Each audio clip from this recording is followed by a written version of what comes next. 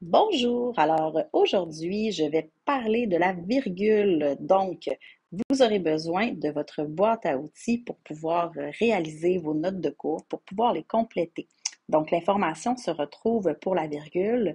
Vous allez devoir vous diriger à la page 12 de votre document de boîte à outils. Donc, à la page 12, je vous montre à quoi ça ressemble. Je vais vous présenter les informations sur les règles de la virgule et je vais ajouter des phrases d'exemple. Donc, je vais vous demander de surligner à même votre document jaune, votre document de boîte à outils, les informations que je mets en lumière. Et puis, vous allez pouvoir ajouter mes phrases d'exemple, donc autour des règles. Alors, nous avons 8 règles à voir ensemble. Plusieurs parmi ces 8 règles-là ont déjà été travaillées depuis le début de l'année. Alors, j'y vais tout de suite avec donc les règles de la virgule.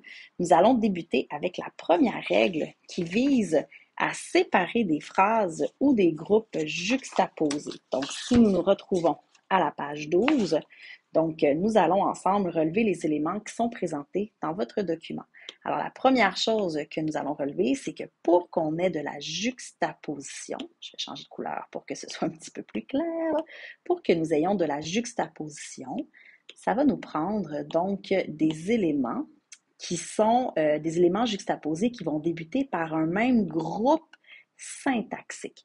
Donc, c'est important que ça appartienne au même groupe. Quand on traite de groupe syntaxique, donc il s'agit de GN, de groupe de l'adjectif, groupe prépositionnel, pronom relatif. Donc, il faut que ce soit toujours des éléments qui appartiennent au même groupe syntaxique ou à la même classe de mots qui débutent chaque élément qui est juxtaposé. Vous allez voir dans l'exemple que je vais vous présenter. C'est aussi important de comprendre que tous les éléments juxtaposés doivent avoir la même fonction. Donc, ce serait possible de juxtaposer deux compléments directs, mais ce serait impossible de juxtaposer un complément direct et un complément indirect. Donc, ça, ce serait impossible à faire. Et puis, si nous utilisons l'abréviation ETC, qui signifie etc., elle sera précédée d'une virgule et suivie d'un point. Donc, attention aussi à ne pas écrire etc. avec des points de suspension qui vont suivre. C'est une erreur. Donc, c'est un pléonasme. C'est comme si on faisait 2 fois la même chose, de dire etc. et ensuite. Là, donc, c'est répétitif. Alors, allons-y avec nos exemples pour illustrer cette première règle-là. Alors, mon premier exemple, je vous demande de les écrire. Si ça va trop vite, vous pouvez faire pause. Donc, j'adore courir, skier, lire et cuisiner. Donc, dans ce premier exemple-là, on retrouve une juxtaposition de différents éléments. Les éléments qui ont été juxtaposés, ce sont mes verbes qu'on retrouve ici. Les deux derniers éléments d'une juxtaposition sont liés par un coordonnant. Donc ici, c'est le « et » qui a été utilisé, mais ce n'est pas une règle obligatoire. Donc c'est possible de lire ou d'employer, même dans une production écrite, une juxtaposition dans laquelle on n'aura pas de coordonnant entre les deux derniers éléments. C'est surtout un exercice de style quand on décide de l'enlever. Donc, ici, j'ai juxtaposé 3 groupes qui sont des groupes du verbe. Donc, on a 3 groupes du verbe à l'infinitif. Je sais que nous n'avons pas vu encore officiellement cette année le groupe verbe infinitif et qu'il sera vu l'année prochaine. Par contre, vous êtes capable de le repérer, de comprendre que nous avons des verbes, groupes verbes à l'infinitif qui ont été placés un à côté de l'autre. Si je vous demandais de me trouver quelle était la fonction de ces 3 verbes-là, même du quatrième qu'on place ici, alors je vais partir de mon verbe conjugué. J'adore quoi? Courir, j'adore quoi? Skier, j'adore quoi? Lire, j'adore quoi? Cuisiner. Alors, ce sont tous des compléments directs du verbe adorer. Alors, pour avoir la possibilité d'avoir de la juxtaposition, ça me prend des éléments qui appartiennent au même groupe syntaxique, donc ici, groupe verbe infinitif, qui ont la même fonction, des CD. Alors, dernier élément, dernière petite phrase d'exemple ici. Les koalas, les wombats. Je ne sais pas si vous savez ce que sont les wombats. Les wombats, vous irez sur Google Images pour voir ce que c'est qu'un wombat. Et les kangourous. Et les kangourous vivent en Australie.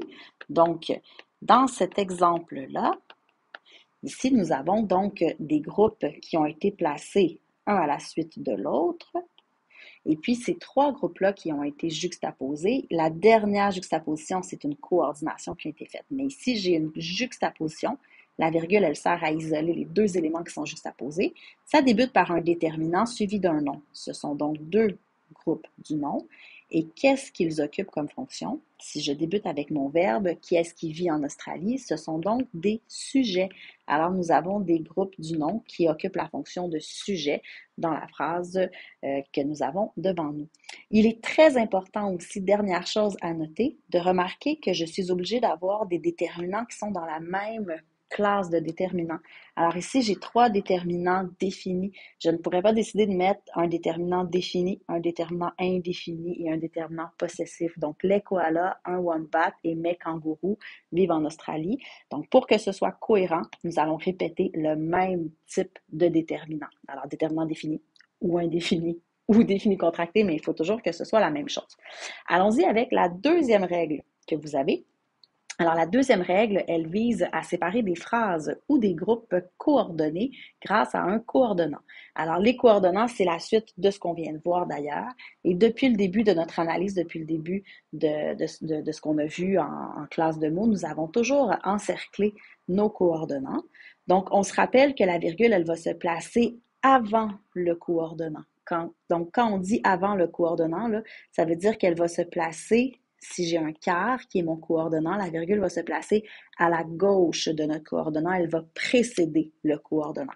Alors, vous pouvez précéder que c'est à la gauche qu'on veut avoir notre virgule par rapport à notre coordonnant. Les coordonnants que nous pouvons retrouver, il s'agit des coordonnants qui sont là. Alors, ça peut être soit des conjonctions de coordination que vous connaissez par cœur, mais, ou, et donc, car, ni, or. Donc, des conjonctions de coordination, ce sont celles-ci. Et nous avons aussi des adverbes de liaison ou d'opposition qui peuvent jouer le rôle de coordonnant. Puis, pourtant, aussi, ainsi, ensuite, par contre, toutefois. Ce qu'il faut comprendre, c'est un coordonnant, ça fait un lien entre deux groupes ou deux phrases. Attention, les coordonnants, les conjonctions de coordination et ou et ni ne seront pas précédés d'une virgule. Il y a une règle particulière, ça fait plusieurs fois que je vous le dis déjà, donc c'est une règle que vous allez voir plus tard, d'ici 5e secondaire. Et puis, c'est une particularité. Donc, si en dictée, pas en dictée, mais en production écrite, vous faites une erreur avec ça, vous ne seriez pas pénalisé. Donc, on ne met pas de virgule devant et ou et ni. Je dis vous ne seriez pas pénalisé si vous auriez dû, excusez-moi, mettre une virgule et que vous n'en avez pas mis une, vous ne serez pas pénalisé. Là. Donc, parce que la règle, vous ne l'avez pas encore vue. Mais on ne met pas de virgule devant et ou et ni. Donc, faites attention avec le lien qu'on demande d'avoir entre ces deux phrases-là. Voici les phrases d'exemple. Donc, ici, j'aime l'hiver. J'ai essayé de trouver des phrases courtes, là, faciles à écrire, mais je préfère le printemps. Donc, prenez le temps d'écrire, faites pause si ça va trop vite et annotez les mêmes choses que moi, s'il vous plaît. Alors, dans ce premier exemple-là, nous pouvons voir que nous avons deux phrases qui ont été placées une à côté de l'autre. Donc, j'ai une première phrase, une deuxième phrase. Ces deux phrases-là, si j'avais à les analyser, donc ce sont considérées comme des phrases indépendantes parce qu'elles ne sont pas en présence d'un subordonnant. Alors, ce sont vraiment deux phrases indépendantes. Pour pouvoir mettre ces deux blocs-là ensemble, ça me prend un lien entre les deux. Alors, je veux vraiment que visuellement, vous compreniez que la coordination, c'est la présence de deux blocs, d'un lien entre ces deux blocs-là qui est notre coordonnant et que je dois placer ma virgule qui va précéder le coordonnant, donc à la gauche, avant notre coordonnant. Alors ici, la virgule, elle se trouve à la gauche du mais, qui est notre conjonction de coordination, notre coordonnant. Deuxième exemple, ici, il a bien mangé, pourtant, il grignote encore. Ça doit vous arriver, à vous aussi. Donc, ici, nous avons deux phrases. Je vais changer de couleur de stylo. Nous avons donc deux phrases, encore une fois, qui ont été placées une à côté de l'autre, ce qui permet de tenir ces deux phrases-là ensemble. C'est la présence de ma conjonction de coordination, ici, de mon coordonnant plutôt, qui est un adverbe de liaison. Donc, plutôt un adverbe d'opposition plus précisément. Donc, je ne vous demanderai pas de préciser le type d'adverbe. Donc, c'est un adverbe ici qui est utilisé pour créer la coordination et j'ai ma virgule qui est placée à la gauche, donc qui précède mon coordonnant. Rappelez-vous bien là, de cette petite illustration-là avec mes deux boîtes qui doivent être liées par le coordonnant. Donc, notez-le sur votre document boîte à outils. Nous enchaînons maintenant avec la troisième règle qui permet de détacher un mot ou un groupe de mots mis en apostrophe. Ceci est une nouveauté, je crois, pour vous cette année. Donc, vous allez voir, c'est assez simple de comprendre la mise en apostrophe. Ce que ça fait l'apostrophe, on a peut-être que vous avez déjà entendu le mot apostropher quelqu'un. Donc, quand on apostrophe, c'est qu'on désigne à qui on s'adresse dans une phrase. Donc, on dit à qui l'on parle dans une phrase. On utilise l'apostrophe pour attirer l'attention de quelqu'un, soit d'un animal ou d'un lecteur. Donc, on attire l'attention de quelqu'un. Et à bien noter, l'apostrophe est toujours un groupe du nom. Alors, c'est cet élément-là qu'il faut vraiment comprendre. Pour avoir l'apostrophe, ça me prend absolument un groupe du nom. Je vous donne des exemples et sans le savoir, vous apostrophez plein de gens depuis toujours. Alors, si je prends par exemple ici, mon premier exemple, Hubert chante un peu. Donc, je m'adresse à mon ami Hubert, je lui dis « Hey, Hubert! » Là, vous entendez peut-être que je claque des doigts, c'est pour attirer l'attention d'Hubert. Alors, pour l'apostropher, pour attirer son attention, je nomme Hubert, je lui dis de chanter. Alors, en disant « Chante un peu, Hubert », Hubert, c'est un groupe du nom parce que c'est un nom propre. Ça tient le rôle d'apostrophe parce que je veux attirer son attention directement. Alors, je peux placer des apostrophes à beaucoup d'endroits quand j'écris des phrases, quand j'écris des discours pour attirer l'attention de quelqu'un. Deuxième exemple, si je dis à quelqu'un, range ta chambre, je le dis à mon fils et puis son petit nom d'amour que je lui donne, c'est Tom Tom. Alors, si je dis range ta chambre, Tom Tom, donc, je veux que Tom Tom m'écoute, c'est à lui que je m'adresse, alors je dois mettre une virgule pour isoler, pour détacher mon apostrophe. Alors, je parle à Tom Tom, qui est un GN, et puis je lui dis « Range ta chambre, Tom Tom », c'est à lui que je parle.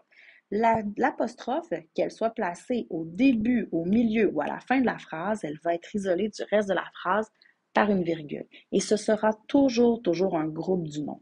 Donc vraiment, là, écrivez claquement de doigts si vous voulez pour comprendre que j'attire l'attention de quelqu'un.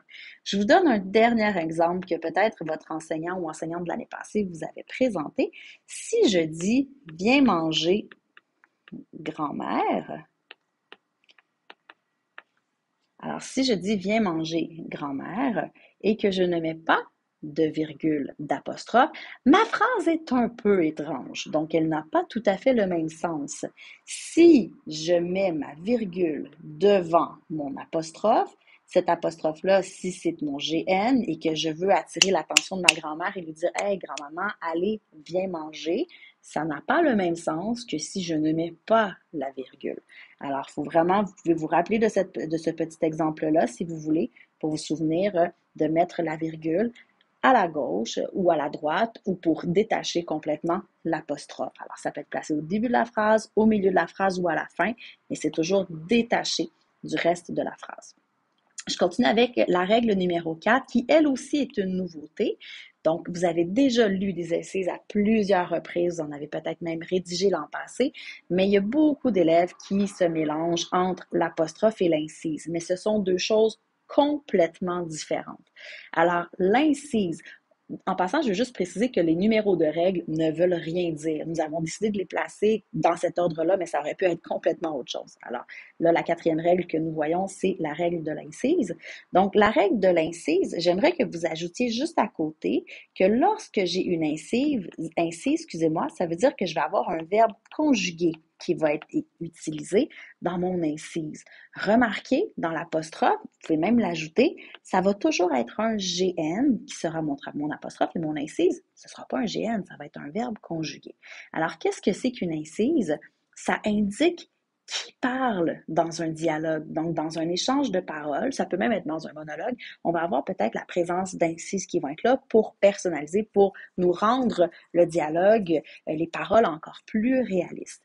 L'incise, elle peut se trouver à l'intérieur ou à l'extérieur des paroles rapportées. Alors, des fois, on va avoir la présence de guillemets qui seront là. L'incise peut être à l'intérieur, à l'extérieur, ça ne change absolument rien. Il y a des dizaines et des dizaines de façons d'enseigner l'incise. Nous, on va y aller à quelque chose de très simple. Donc, il faut comprendre que l'incise, elle donne le contexte de la prise de parole. Alors, est-ce que la phrase, elle a été dite en criant? Est-ce qu'elle a été dite en chuchotant? Donc, il faut qu'on précise, est-ce que c'était chuchoté, c'était crié, c'était dit, c'était hurlé, c'était chanté? Alors, le contexte dans lequel a été dit la phrase qu'on a entendue, c'est à ça que ça sert l'incise. Je continue avec la prochaine diapo pour préciser les informations sur l'incise. Donc, l'incise, elle va nous permettre, si nous avons des paroles rapportées, non, elle nous permet de dire qui parle. Je vais revenir à mon exemple ici, on va se donner un premier exemple pour être sûr de comprendre à quoi ça sert. Alors, si j'ai la phrase suivante, ces fleurs sentent bon, en passant, attention, le bon, hein, ce n'est pas sente bonne. Ici, le mot bon est dans la classe de mots adverbe parce que je pourrais dire sente beaucoup, sente énormément. Alors, c'est invariable. Donc, ces fleurs sentent bon, a dit le jardinier. Donc, dans cette phrase, si j'avais été là et que j'avais entendu le jardinier parler, j'aurais entendu ces fleurs sentent bon. Alors, mon jardinier aurait dit ces fleurs-là, aurait dit cette phrase-là. Je n'aurais pas entendu a dit le jardinier. Ça, c'est ce qui est dit par le narrateur. Alors, ici, a dit le jardinier, ce serait attendez, je vais essayer de changer de couleur. C'est pas évident hein, sur le noir. Mauvais choix de fond d'écran. Alors, a dit le jardinier, ce serait mon incise que j'ai ici, qui précise qui parle. Donc, c'est le jardinier qui a pris la parole et qui a dit « Ces fleurs sentent bon ». Quand j'ai une incise, je dois l'isoler de ce qui a été dit à l'aide d'une virgule. Donc, c'est cette virgule-là qui va me permettre de détacher la phrase incise. Donc, rappelez-vous, ce que j'ai entendu, je vais dessiner une... Ça, c'est une oreille, elle est belle, hein? Alors, ce que j'ai entendu, c'est « ces fleurs sentent bon » et l'incise contient un groupe du verbe. Regardez, il est là. Ça contient un groupe du verbe. Ça contient aussi, donc, qui a dit ça. C'est ce qui fait partie de l'incise. Je vous donne un deuxième exemple, mais je vais aller à la deuxième page pour vous donner mon deuxième exemple. Ça arrive parfois que les paroles que nous allons rapporter ne se terminent pas par un point. Des fois, donc, les paroles qui ne se terminent pas par un point, je vais les précéder de la virgule de l'incise. Alors, si je reviens ici à mon premier exemple, ces fleurs sentent bon. Donc, le jardinier, ce qu'il a dit, c'est ces fleurs sentent bon. Normalement, il y aurait eu un point normal après le mot bon, mais je ne mettrai pas un point et ensuite mettre une virgule. La virgule de l'incise, là, elle remplace le point que j'aurais normalement dans ma phrase normale. Donc, ici, je vais avoir un point à la fin de ma phrase incise, par contre. Donc, une majuscule au début des paroles et un point à la fin de mon incise. Mais attention, ça arrive parfois que les phrases rapportées, donc ce qu'on a entendu, ça se termine soit par un point d'exclamation, soit par un point d'interrogation ou par des points de suspension. Dans ce cas-là, je n'aurai pas de virgule pour détacher l'incise. Alors, ce que ça donne, donc ici par exemple, aimes-tu les haricots? Oups, excusez-moi, petite faute, pas d'accent. Alors, aimes-tu les haricots? A demandé Lily. Donc, si j'avais été présente dans la pièce, ce que j'aurais entendu, si Lily m'avait demandé quelque chose, elle m'aurait dit « Aimes-tu les haricots? » Alors, « Aimes-tu les haricots? » Ça se termine par un point d'interrogation parce que c'est une question, il y a une inversion entre le sujet, le pronom, j'ai la présence du trait d'union qui est là. Alors, ce que j'aurais entendu, c'est « Aimes-tu les haricots? » Alors ça, c'est ma parole rapportée. Et ce qui suit, ce que je vais souligner en vert, ce serait mon incise. Donc, ça précise qui parle. C'est Lily qui a demandé ça. Donc, ma phrase incise, elle est là, elle est détachée, mais je ne peux pas mettre de virgule devant ma phrase incise parce que mes paroles rapportées se terminent par un point d'interrogation. Donc, le point d'interrogation supprime la présence de la virgule. Ce serait bizarre de toute façon de mettre une virgule après un point d'interrogation comme ça. Donc, comme ça ne se peut pas, la virgule de l'incise n'existe pas. Elle est simplement remplacé par le point d'interrogation, mais j'ai encore une phrase incise qui est là, qui a demandé Lily, qui précise qui a demandé aimes-tu les haricots? Je vais avec un dernier exemple. C'est toujours ça. Je me rends compte que je parle beaucoup de mon garçon dans les exemples.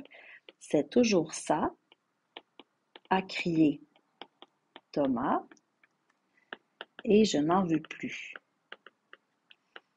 Donc,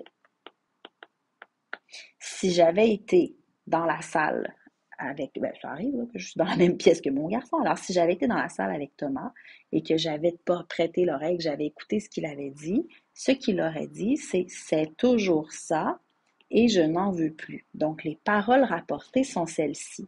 Ça veut donc dire que mon incise, c'est a crié Thomas. Alors, c'est possible d'avoir une incise qui se retrouve au milieu d'une phrase.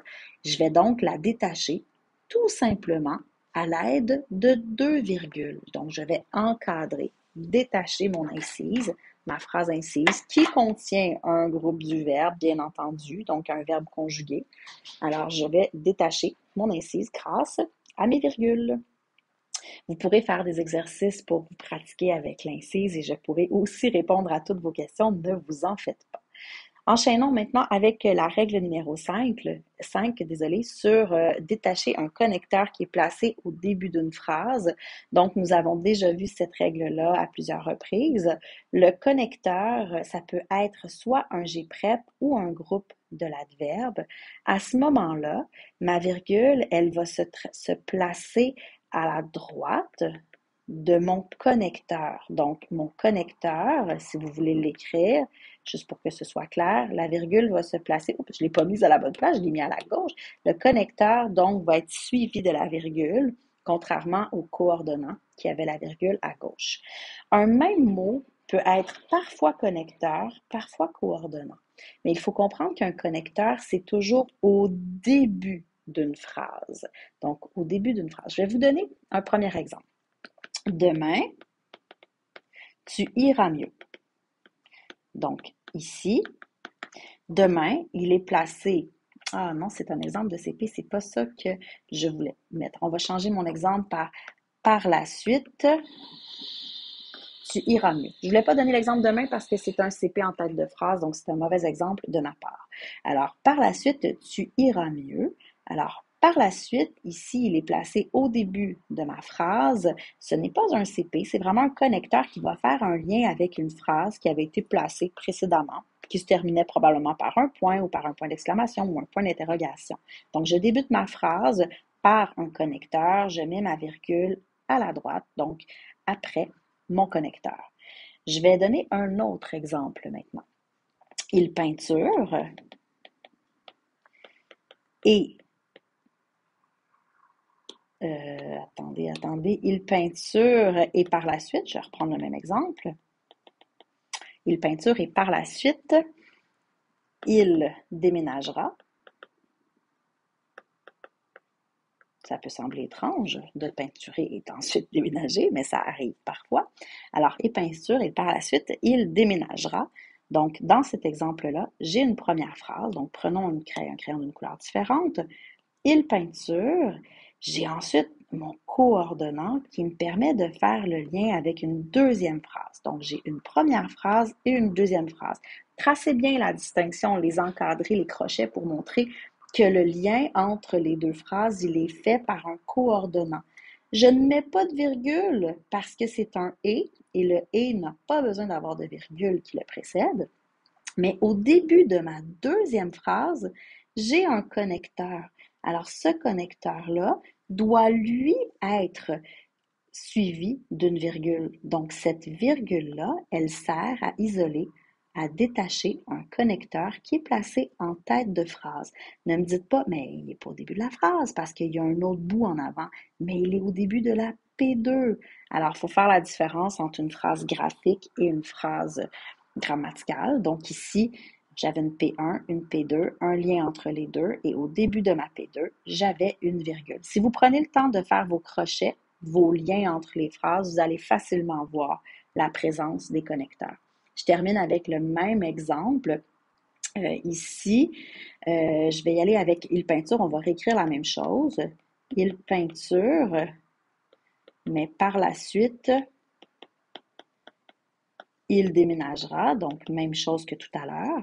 J'ai ma première phrase, j'ai ma deuxième phrase, j'ai mon coordonnant, mais là, attention, le mais doit posséder une virgule qui le précède, donc à la gauche de la conjonction de coordination, donc de mon coordonnant mais.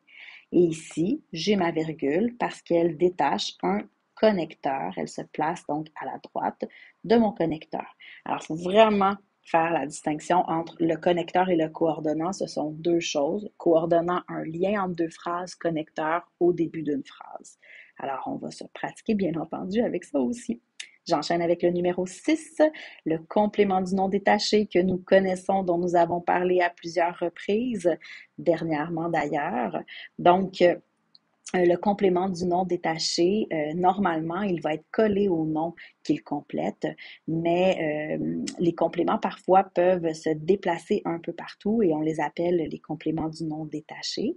Quand ils se déplacent, on peut les transformer, puis ça, on vient de le voir avec la phrase subordonnée relative et puis avec toutes les fonctions qu'on vient de voir la semaine dernière, on peut transformer le complément du nom détaché en subordonnée relative et donc en ajoutant un qui, par exemple. Et puis, les compléments du nom détaché, ce sont soit des GN, soit des groupes de l'adjectif. Et les subordonnées relatives, donc quand elles sont considérées comme des compléments du nom détaché, elles vont être collées sur le GN qu'elles complètent. Elles ne seront pas détachées très, très loin.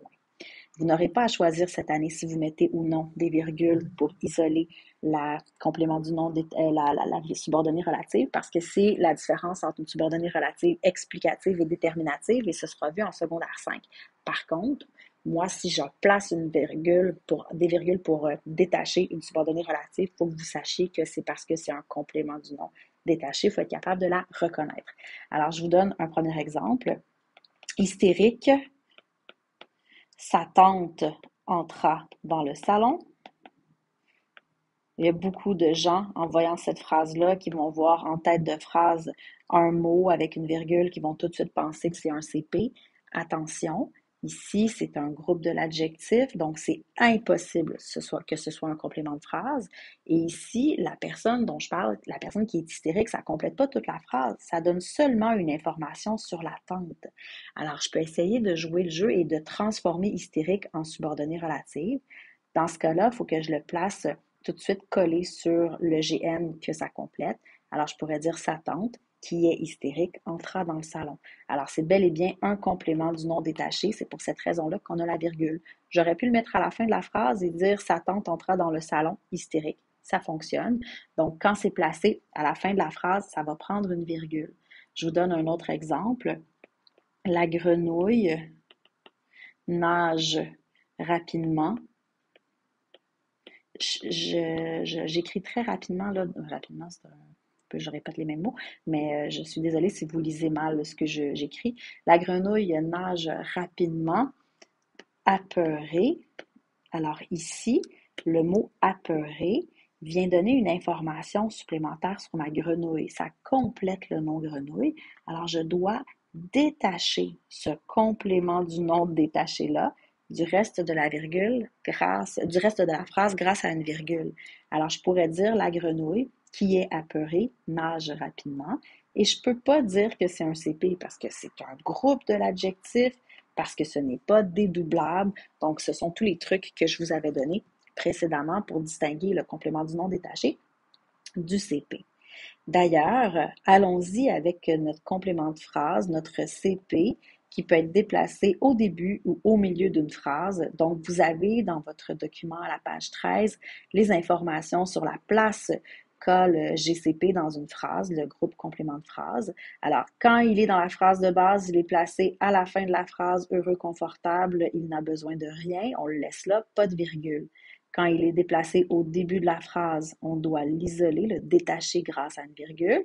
Et parfois, il est placé au milieu de la phrase. Donc là aussi, on doit le détacher avec deux virgules. Rappelez-vous de nos 3 manipulations syntaxiques que nous avons pour pouvoir faire nous assurer que nous avons un CP. Donc, c'est déplaçable, effaçable et le dernier, dédoublable, qui est très important à maîtriser. Ce qu'on peut avoir qui peut être un complément de phrase, bien, ça peut être soit un groupe du nom, un groupe de la préposition, un groupe de l'adverbe ou une subordonnée CP. Ça va nous donner des indices hein, de lieu, de temps, de cause, de but. Cette année, je vous demande de préciser temps, cause et but. Et puis, vous allez par contre devoir repérer tous les compléments de phrase. Et puis, je vais aller avec un exemple assez rapidement. Un complément de phrase n'a pas toujours un verbe conjugué. Quand il a un verbe conjugué, c'est parce qu'il est une subordonnée CP. Alors, je donne un petit exemple pour la forme. Depuis que tu souris, tu es plus calme. Donc, je prends ici ma première phrase, subordonnée bien entendu CP parce qu'elle débute par la gang de que, depuis que. Et puis, elle précède mon enchâssante, placée donc à la gauche de mon enchâssante, donc pas dans l'ordre de la phrase de base. La subordonnée CP devrait se trouver à la fin.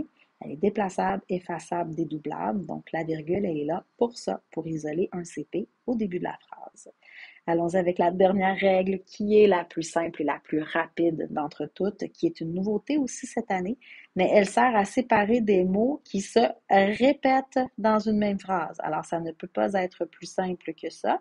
Si on répète des mots, il faut que ce soit exactement le même mot qui est répété. Alors, si je prends l'exemple, je suis très soulagée que les règles soient complétées. Donc, pour distinguer, pour séparer mes deux mots, mes deux adverbes d'intensité, je vais mettre une virgule, tout simplement. Et des fois, on veut montrer qu'on est vraiment très content, très excité, très emballé. On aurait le goût de répéter plusieurs fois un même adverbe. On va se limiter à 2, maximum 3 fois une répétition.